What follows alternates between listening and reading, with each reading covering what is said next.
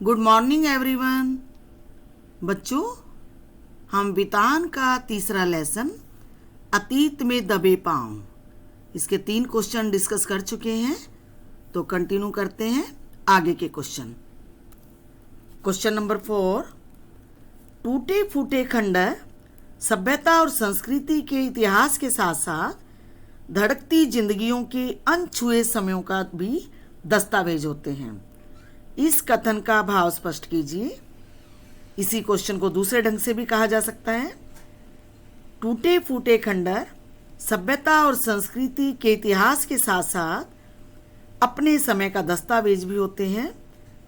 अतीत में दबे पांव पाठ के आधार पर कथन की पुष्टि कीजिए। मोहनजोदड़ो व हड़प्पा के टूटे फूटे खंडरों को देखने के बाद प्रत्येक भारतीय के मन में यह भाव उत्पन्न होना स्वाभाविक है कि आज से 5000 वर्ष पूर्व भी हमारे पूर्वज एक विकसित सभ्यता एवं संस्कृति के आधार पर भारत में निवास करते थे। ये खंडर उस संस्कृति की रहन सहन व्यवस्था के साथ साथ उन पूर्वजों के जीवन के ऐसे क्षेत्रों से भी परिचित कराते हैं जिनका हमें अभी तक ज्ञान ही नहीं।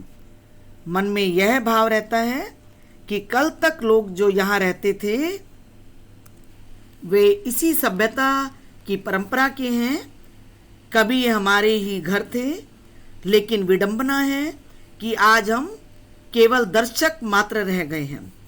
इन खंडरों में खड़े होकर हम कल्पना कर सकते हैं कि हजारों साल पहले यहाँ जीवन की चहल पहल थी, एक अच्छी संस्कृति थी। ऐसे लगता है मानो यहाँ के निवासी अभी कुछ समय पहले ही घर छोड़कर गए हों। ये खंडर उस प्राचीन सभ्यता के ठोस सबूत हैं।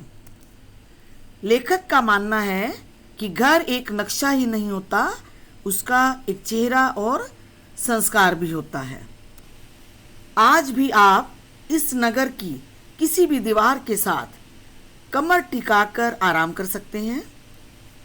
खंडर बने घरों की दहलीज पर पैर रखते ही महसूस किया जा सकता है कि एक समय ये किसी न किसी का घर रहा होगा जिसमें अनधिकार से प्रवेश नहीं किया जा सकता।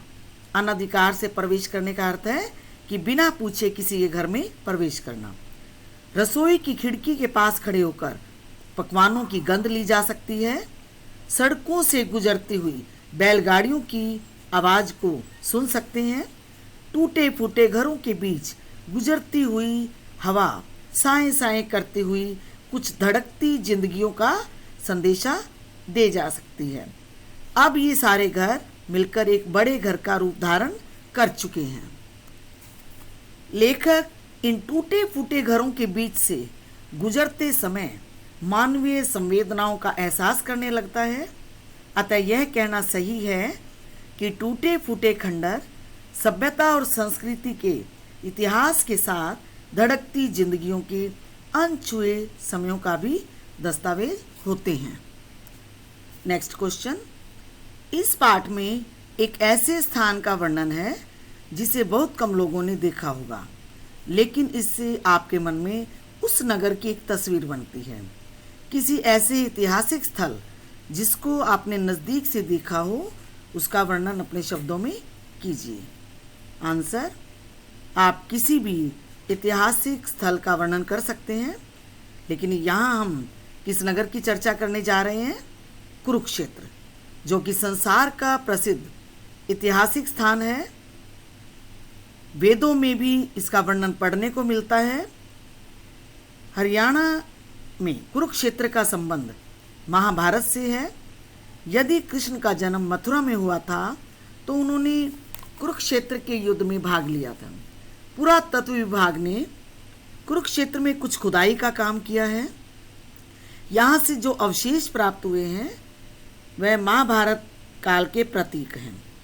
कुरुक्षेत्र के आसपास 48 कोस के क्षेत्र में महाभारत कालीन अनेक असंख्य अवशेष सुरक्षित हैं।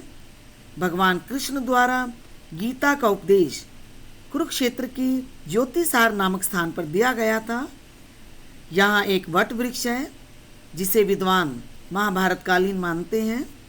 इसी के नीचे भगवान कृष्ण ने गीता का उपदेश सुनाया था।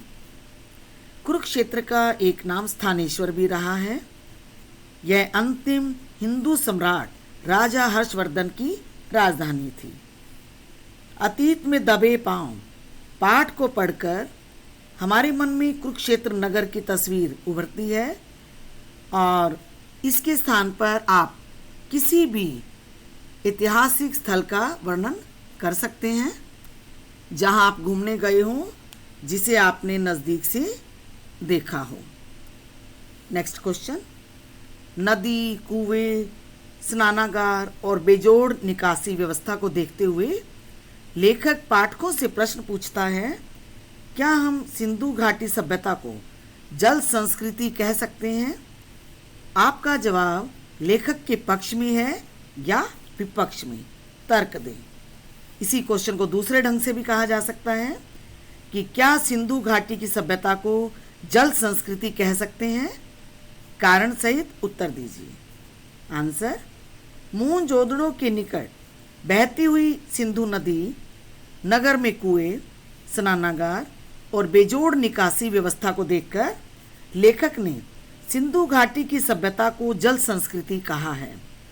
हमारा मत भी लेखक के पक्ष में है, जिसके कारण स्पष्ट हैं। मोहनजोदड़ो में लगभग 700 कुएं मिले हैं। इनका सामूहिक रूप से प्रयोग होता था। यहाँ की सड़कों के समानांतर जो एक होद में जाकर गिरती है और फिर एक जाल की तरह जुड़ी हुई बाहर निकल जाती है। कुंड के अनुष्ठान के लिए जल इकट्ठा किया जाता था। उनकी निकासी के लिए नालियाँ भी बनाई गई थी जो पत्थरों की बनी हुई हैं, जिनसे पता चलता है कि यहाँ के लोग स्वास्थ्य के प्रति बड़े जागरूक थे। कुंड के पास इस प्रकार के स्नानागार बनाए गए थे जिनके दरवाजे दूसरे स्नानागारों के दरवाजों से नहीं मिलते थे। अतः स्पष्ट है कि जल संस्कृति के अनुसार यहाँ जल का वितरण होता था। आधुनिक युग में चंडीगढ़ इसी शैली में बनाया गया है। जल की सुविधा के कारण यह नगर सिंधु नदी के पास बसाया गया होगा और यह सभ्यता कृषि प्रधान थी, जिसके लिए जल नितांत आवश्यक था। लगता है जल के अभाव के कारण ही यह सभ्यता नष्ट हो गई। अतः मोहनजोदड़ो की सभ्यता को हम जल संस्कृति कह सकते हैं। Last question. सिंधु घाटी सभ्यता का कोई लिखित साक्ष्य नहीं मिला है। साक्ष्य का अर्थ है सबूत, प्रमाण। सिर्फ अवशेषों के आधार पर ही धारणा बनाई गई है। इस लेख में मोहनजोदड़ो के बारे में जो धारणा व्यक्त की गई है, क्या आपके मन में इससे कोई अलग धारणा या भाव पैदा होता है? स्पष्ट कीजिए। आंसर, हमारे मन में भी वही भाव पैदा होता है जो लेखक के मन में पैदा हुआ। सिंधु घाटी की सभ्यता के बारे में मोहनजोदड़ो व हड़प्पा की खुदाई में मिले अवशेषों के आधार पर यही अनुमान लगाया गया है कि उनकी सत्यता या असत्यता पर चर्चा करना, तर्क वितर्क करना स्वाभाविक है। उदाहरण के लिए लेखक कहता है कि मोहनजोदड़ो के टीले मानव निर्मित हैं। यह भी संभव है कि प्रकृति निर्मित रेत के टीलों को कच्ची पक्की ईंटों से ढक दिया गया हो। इसके अलावा लेखक ने उसके समय निर्धारण को कोई आधार नहीं बताया। समय आगे पीछे भी हो सकता है और स्तूप को 26 सदी पूर्व का बताया गया है। जिन इमारतों में सभा भवन, विज्ञानशाला की कल्पना की गई है, उसमें भी संदेह के लिए ही गुंजाइश है। अनुमान लगाया गया है कि उस समय का समाज संपन्न था और लोग कामगर व ये कहें इतर वर्ग के भी थे। इसका आधार केवल 2 प्रकार के मकान हैं। यह केवल कल्पना है। आयात निर्यात की बात भी अनुमान पर ही आधारित है। नगर में 700 कुओं की बात यह भी कल्पना के आधार पर है। कुओं से सिंचाई के साधन का कोई विशेष चिन्ह नहीं मिला है, लगता है अनुमान ही है। मोहनजोदड़ो की खुदाई से जो सामग्री मिली है उन्हें देखकर लेखक ने जो अनुमान लगाया, हमारे मन में भी वही भाव पैदा होता है कि वहाँ के लोगों का कैसा रहन सहन था, वो जो पाठ में बताया गया है उसी प्रकार का एहसास होता है।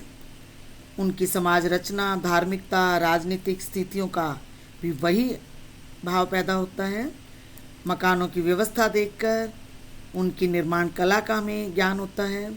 स्वच्छता, जल व्यवस्था आदि को देखकर उनकी उन्नत दशा का जो परिचय हमें मिलता है, तो हमें यही लगता है कि भाई बड़े भवनों के न होने की बात जो कही गई है कि वहाँ बड़े बड़े राजा सामंत नहीं थे, सेनाएं भी नहीं थी और सुव्यवस्थित कलात्मक रचनात्मकता थी। उनमें केवल लंबी चौड़ी सीधी आड़ी सड़कें ही नहीं बल्कि हर निर्माण में सौंदर्य का भी ध्यान रखा गया है। ऐसा ही लगता है कि अवश्य ही यह उस समय का महानगर रहा होगा। बच्चों, आज का होमवर्क यही है कि आप क्वेश्चन आंसर अपनी नोटबुक में लिखेंगे और याद करेंगे। Thank you.